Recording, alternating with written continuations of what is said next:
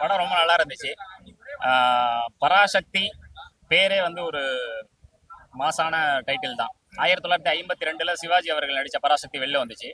அதுல சிவாஜி, இதுல சிவா, சிவகார்த்திகேயன் ரெண்டுலயுமே சிவா இருக்காங்க. இல்ல கனெக்ட் பண்ணி தான் எடுத்திருக்காங்க. சில நோக்கத்தோட தான் அரசியல் வருது, சில நோக்கத்தோட தான் படத்தை வெளில விட்டுருக்காங்க. அதெல்லாம் மாற்றுக்கிறது கிடையாது. ஏன்னா சில கால்குலேஷன் கண்டிப்பா அண்டர் கிரவுண்ட்ல நடந்திருக்கும். அது நடக்க தான் போகுது. ஏன்னா இந்தி திணிப்புக்கு எதிராக வந்து 1965 நடந்த பெரிய போராட்டத்துக்கு பிறகு 1967 வந்த எலெக்ஷன்ல அறிஞர் அண்ணாவின் தலைமையில டிஎம்கே வந்து ஆட்சியை பிடிச்சிச்சு. இந்த தடவை அதே மாதிரி சில இப்ப விஜய் அவர்கள்லாம் உள்ள வந்திருக்கிறதுனால ஓட்டு பிரியறதுக்கான வாய்ப்பு இருக்குங்கிறதுக்காக இந்த படத்தை ஒருவேளை அந்த மொழியின் மூலமாக கனெக்ட் ஆகி அந்த காலத்துல வாழ்ந்தவங்க எல்லாம் ஓட்டு போறதுக்கான வாய்ப்புகள் இருக்குங்கிற கால்குலேஷன்ல கூட விட்டுருக்கலாம். என்னோட கெஸ் தான். Maybe there is a possibility. படத்தை பொறுத்த வரைக்கும் ரொம்ப அழகா வந்திருக்கு. சிவகார்த்திகேயன் செல்லியனாவே வாழ்ந்திருக்காரு. அவருடைய நடிப்பு, அந்த ஒருத்தர் பத்தி எரியும் பொழுதெல்லாம் அவருடைய அந்த முக பாவனை எல்லாம் ரொம்ப பாராட்டுக்குரிய விஷயம். ஏன்னா தன்னை வளர்த்துக்கிட்டாருன்னு தான் நம்ம சொல்லணும். எதிர்ப்பா பார்க்காம படத்தை படமா பார்த்தா நிச்சயமாக அது அழகா இருக்கும். ஏன்னா யாரு ரவி மோகனுடைய வில்லனிசம் நல்லா இருந்துச்சு. ரொம்ப மிரட்டுற மாதிரி சைலண்டா சில விஷயங்கள் பண்றாரு, இல்லைன்னா சொல்ல முடியாது, பண்றாரு. பட் அவர் மேல வெறுப்பு வர மாதிரி வரும் அப்படின்னு சொல்லியிருந்தாங்க. அந்த அளவுக்கு வர மாதிரிலாம் எனக்கு தெரியல. அதர்வாவோட கேரக்டர் எனக்கு ரொம்ப பிடிச்சிருந்துச்சு. ரொம்ப சாமிங்கா ஒரு இளைஞன் எப்படி இருக்கணும், ஒரு மாணவன் எப்படி இருக்கணும், அந்த ரத்தம் சூடா இருக்கிறதுக்கான எல்லா விஷயத்தையும் அவர் அழகா பண்ணியிருக்காரு. ரொம்ப அழகா காமிச்சிருக்காங்க. சின்ன சின்ன நீங்க கவனிச்சு பாத்தீங்கன்னா ஆர்ட் டைரக்டர் ரொம்ப மெனக்கெட்டு இருக்காரு, காஸ்டியூம் ரொம்ப மெனக்கெட்டு இருக்காங்க. இதெல்லாம் நம்ம பாராட்டி ஆகணும். ஏன்னா டெக்னீஷியன் ரொம்ப அழகா வேலை பார்த்திருக்காங்க. 1964 தான் கற்பகம் படம் வந்துச்சு. ஜெமினி கணேசன் நடிச்ச கற்பகம். அதெல்லாம் வந்து வால் போஸ்டர்ல இருக்கும், ஒட்டியிருப்பாங்க. அந்த மாதிரி சில விஷயங்கள்லாம் ரொம்ப மைனூட்டா ஒர்க் பண்ணியிருக்காங்கன்னு சொல்லணும். சிவாஜி அவர்கள் நடிச்ச பராசக்தி ஒரு ஆணின் பார்வையில இருந்துச்சுன்னா, சிவகார்த்திகேயன் நடிச்ச பராசக்தி ஒரு பெண்ணின் பார்வையில இருக்கு. அவ்வளவுதான். ஒரு அழகான விஷயம் தான். நல்லா வந்திருக்கு.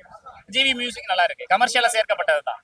நீங்க ஒரு போராட்ட படம் நல்லா யோசிச்சு பாருங்களேன். ஒரு கமர்ஷியலா கொண்டு வரணும்னா சில மியூசிக், சில பேக்ரவுண்ட்ஸ் இருக்கும்ல. ரொம்ப அடித்தடியா அப்படிலாம் இல்ல, தேவையான இடத்துல இருக்கு. சிவகார்த்திகேயனோட நடிப்பு வந்து கொஞ்சம் மெழுகூட்டுது. நிச்சயமாக பெரிய பாராட்டுக்குரிய விஷயம் தான். ஓவரால் படம் நல்லா இருக்கு, ரொம்ப நல்லா இருக்கு. இல்ல நம்ம அதை கம்பேர் பண்ண முடியாது. சூரியரை போட்டு கதை வேற. ஒரு இளைஞன் வந்து கஷ்டப்பட்டு மேல வந்து ஜெயிச்சு வரான், அந்த கதை வேற. இது வந்து வரலாற்று படம். இது வந்து நீங்க எக்ஸ்ட்ராவாலாம் எந்த பிட்டையும் போட முடியாது. 1965 வந்து 1975 மாத்த முடியாது. வரலாற்று படம். அதை ஒரு பெண்ணின் பார்வையில எப்படி கொடுத்துருக்காங்களோ அதை அழகா கொடுத்துருக்காங்க. அது பாராட்டுக்குரிய விஷயம்.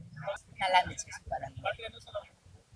தமிழ் அது மட்டும் வேணும்னு சொல்லல, அதுதான் எங்களோட தாய்மொழின்றத அப்போ சொல்லியிருக்காங்க. இப்ப வரைக்கும் அது இருக்கு. ஆனா அது அப்ப வந்து இந்திய திணிக்கிறது அது ரொம்ப இதுவா இருந்ததுனால சொல்லி வந்தது பெட்டரா இருந்தது. எல்லாமே நல்லா இருந்தது. கரெக்ட். அதை தாண்டி ஜெயம் ரவி திரும்பவும் வில்லனா நடிச்ச கேரக்டர் வேற. எல்லாமே நல்லா இருந்துச்சு. அதர்வாவே நான் எதிர்பார்க்கவே இல்லை. கம்பேக் கொடுத்து இன்னொரு படம் இருந்தது, நல்லா இருந்துச்சு. எனக்கு ஸ்ரீலலா பத்தி அவ்வளவா தெரியாது. ஏன்னா அதெல்லாம் பேச்சு நான் அந்த படம் எல்லாம் பார்த்தது இல்ல. பட் தமிழ்ல பண்ணும்போது லாஸ்ட்ல அந்த திக்கி பேசுறதுல இருந்து நார்மலா பேசி தமிழுக்காக பேசும்போது நல்லா இருந்தது. சூப்பர், வேற லெவல். சூரரை போற்ற அளவுக்கு வருமானு சொல்ல முடியாது. ஏன்னா அது வேற, இது வேற. ஆனா இதை விட அதுதான் பெஸ்ட் நான் சொல்வேன். எடுக்கிறது நல்லது தானே. ஏன்னா இப்ப நிறைய பேர் பேசுறாங்க, அதுல அது எடுக்கிறது நல்லதுதான், தப்பு இல்ல. ஏன்னா ஆனா அது என்ன வார்த்தைன்ற நம்மளுக்கு தெரியதானே போகுது, சென்சாரே போட்டாலும். சோ அதனால அது வெளிப்படையா சொல்றதை விட குழந்தைங்க எல்லாம் பார்ப்பாங்க. வெளிப்படையா சொல்றதை விட அதை சென்சார் பண்ணது பெட்டர் தான். அவர்தான் மியூசிக் சொல்லவே வேண்டாமே, வேற லெவல். படம் வந்து நல்லா இல்ல, உண்மையிலே எனக்கு பிடிக்கல படம். சிவகார்த்திகேயன் படம், சுதா கொங்கரா டைரக்ஷன்றனாலதான் வந்தோம். ஆனா மிகப்பெரிய டிசப்பாயின்மெண்ட் ஆயிடுச்சு. என்ன சொல்ல வந்துட்டா, ஹிந்தி திணிப்பு தான். அதை வந்து ஹிந்தியை வந்து திணிக்க வேண்டாம், நாங்களே படிச்சுக்கிறோம். ஹிந்தி மட்டும் இல்ல, மற்ற மொழிகளா இருக்கட்டும், இங்கிலீஷா இருக்கட்டும், மலையாளமா இருக்கட்டும், பெங்காலியா இருக்கட்டும், அதை நாங்களே தேடி போய் எங்களுக்கான தமிழ் மொழியை வந்து வாழ விடணும். மற்ற மொழிகளை வந்து நாங்க எதிர்க்க மாட்டோம். ஆனா எங்களுக்கு தேவைப்பட்டா நாங்க அந்த மொழியை வந்து படிச்சுக்கிறோம் அப்படிங்கிறாங்க. சிவகார்த்திகேயன் அதான் அவருடைய ஆக்டிங் ஓகேன்ற மாதிரிதான் இருக்கு, அவ்வளோலாம் இல்ல. ரவிமோகன் வந்து வில்லனா பண்ணியிருக்காரு. லாஸ்டா ஆதி பகவான்ல வில்லனா பண்ணியிருந்தாரு. அதுக்கப்புறமா இந்த படத்துல அவருடைய வில்லனிசம் வந்து நல்லா இருக்கு. அவருடைய கேரக்டர் தான் நல்லா எழுதியிருக்காங்க சொல்ல போனா. மற்ற கேரக்டர் வந்து அந்த அளவுக்கு ஸ்ட்ராங்கா இல்ல.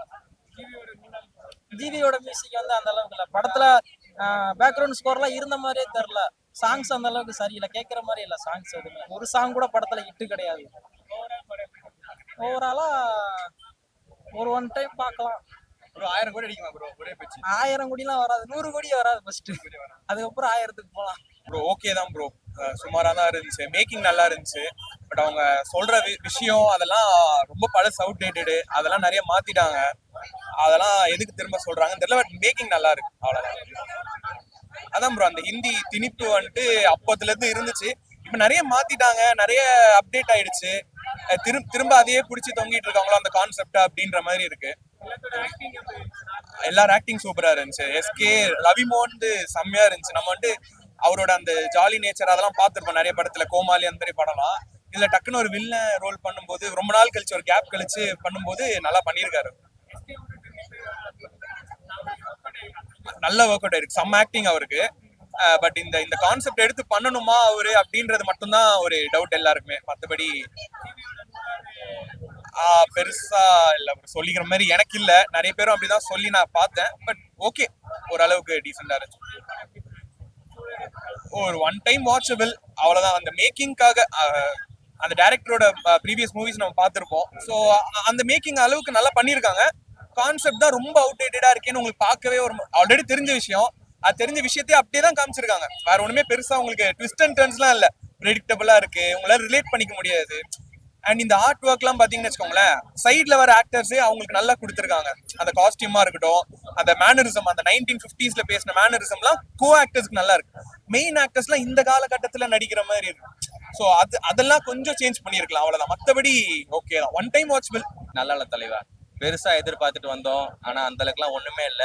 அதாவது நம்ம சுதா கொங்கரா தான் இந்த படத்தை எடுத்தாங்களா அப்படின்றதே ஒரு மிகப்பெரிய கேள்விக்குறியா இருக்கு எனக்கு. ஏன்னா அவங்களுடைய கடைசி படம் சூரரை போட்டு நம்ம பார்த்திருக்கோம். அந்த அளவுக்கு சூப்பரா எடுத்த ஒரு டைரக்டர் இந்த படத்தை எடுத்தாங்களா அப்படின்ற மாதிரி இருக்கு. என்னை பொறுத்த வரைக்கும் ரன் டைம் ரொம்ப பெருசா இருக்கு. படம் ஸ்டார்ட் பண்ணி 1 மணி நேரம் எதுக்குடா எடுத்தீங்க அப்படின்ற மாதிரி இருக்கு. அந்த ரன் டைமை கட் பண்ணிருக்கலாம். படத்துல இருக்கிற அந்த லவ் போர்ஷன்லாம் கட் பண்ணி எடுத்தாவே இந்த படம் இன்னும் கொஞ்சம் நல்லா இருக்குமோ அப்படின்ற மாதிரி ஒரு ஃபீல் கிடைக்குது. நம்ம சிவகார்த்திகேயன் அவருடைய ஆக்டிங்குமே அந்த அளவுக்குலாம் நல்லா இல்லைங்க. அவருடைய ஆக்டிங் ரொம்ப கிரிஞ்சா இருக்கு. அவர் அழுவுற சீக்வன்ஸ் எல்லாம் பார்க்கும்போது எமோஷன் கனெக்ட்லாம் ஒண்ணுமே இல்லை. எதுக்குடா அழுவுற அப்படின்ற மாதிரி தான் இருக்கு. இன்னொரு பக்கம் நம்ம ஜி பிரகாஷ் அவருடைய மியூசிக்குமே அந்த அளவுக்குலாம் ஒர்க் அவுட் ஆகல அப்படின்ற மாதிரி தான் நான் சொல்லுவேன். இந்த படத்தை பொறுத்த வரைக்கும் எல்லாருமே அரைக்குறையா ஒர்க் பண்ணிருப்பாங்களோ அப்படின்ற மாதிரி தான் தோணுச்சு.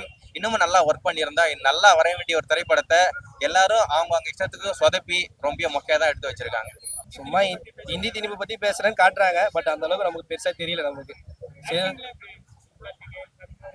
இது இந்த 25th ஃபிலிம்னால கொஞ்சம் ஓவரா எக்ஸ்பெக்ட் பண்ணோம். பட் அந்த எக்ஸ்பெக்ட் பண்ண அளவுக்கு இல்லை நமக்கு. லைக் என்னடா கொஞ்சம் எக்ஸ்பெக்டேஷன் ஓவரா இருந்ததுல. பட் அந்த அளவுக்கு இல்லை. நார்மலா எப்பவும் போலதான் இருந்தது. சிவகார்த்திகேயன் இப்போ இந்த 25th தான் கொஞ்சம் மாசா காமிப்பாங்க பார்த்தோம். பட் ரொம்ப மாசாலாம் இல்லை நமக்கு. மியூசிக் நல்லா தான், மியூசிக் வர இல்லை. And then Jayam Ravi acting சூப்பரா இருந்துச்சு. ஃபர்ஸ்ட் ஹாஃப் கொஞ்சம் ஸ்லோவா போச்சு. ஸோ அந்த ஹிந்தி திணிப்பு பேசுறேன்ற பேர்ல கொஞ்சம் பண்றாங்க. பட் அந்த அளவுக்கு இல்லை. ஓவரால் 10க்கு 5 to 6 அவ்வளோதான். சூரியனை போட்ட அளவுக்குலாம் இல்லை. அந்த அளவுக்கு கம்பேரே பண்ண வேண்டாம். அப்புறம் அவங்க லாஸ்ட் 2 படத்தை கம்பேர் பண்ணும்போது இந்த படம் கொஞ்சம் ஆவரேஜ் தான். அந்த அளவுக்குலாம் எதுவுமே இல்லை. வெறும் இவங்க வந்து அந்த காம்படிஷன் நரேட்டிவ்ல தான் வந்து படத்தை எடுத்து பேசிருக்காங்க. நம்ம ஜனநாயகன் தான் பார்த்தது. சரி, அந்த படம் இல்லாதனால அதுக்காக வந்தோம். சரி, இருந்தாலும் சிவகார்த்திகேயன் படம் ஓடும் அவ்வளவுதான். மற்றபடி சொல்லிக்கிறாங்க. உங்களுக்கு தான் அடுத்து 3 படம் வருது. ஸோ அதனால அந்த அளவுக்கு இருக்காதுன்னு தான் தோணும்.